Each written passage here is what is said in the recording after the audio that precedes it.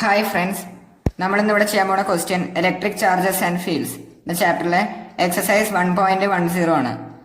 ക്വസ്റ്റ്യനിൽ പറഞ്ഞിട്ടുള്ളത് an electric dipole with dipole moment 4 × 10⁻⁹ coulomb metre is aligned at 30 degree with the direction of a uniform electric field of magnitude 5 × 10⁴ Newton per coulomb.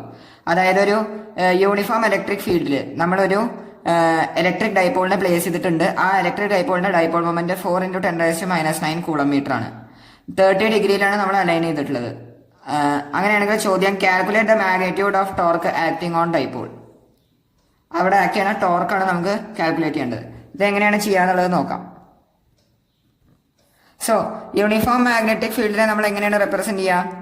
Parallel ഇക്വിസ്പേസ്ഡ് field lines എന്തിനാണ് represent ചെയ്യുക? Uniform electric ഫീൽഡിനാണ് represent ചെയ്യുക. Parallel ഇക്വിസ്പേസ്ഡ് field lines എന്തിനാണ് represent ചെയ്യുക?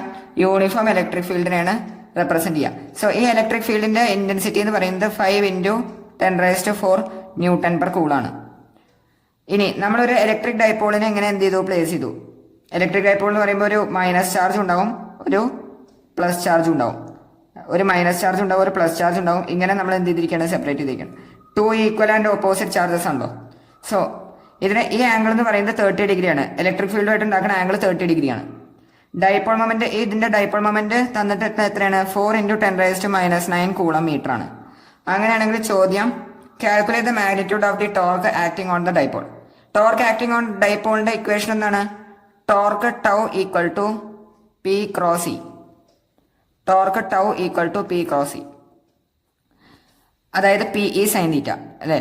P E sine theta cross product ആണ് P E sine theta. പിയുടെ value 4 × 10⁻⁹ into electric field 5 × 10⁴ sine theta. Sine of theta എന്ന് പറയുന്നത് ഈ ആംഗിൾ ആണ്, അതായത് ഡൈപോൾ മൊമെന്റിന്റെ അതുപോലെ ഇലക്ട്രിക് ഫീൽഡിന്റെ ഇടയിലുള്ള ആംഗിൾ എത്രയാണ്? 30 ഡിഗ്രി. So sine 30. അപ്പൊ എത്ര വരും?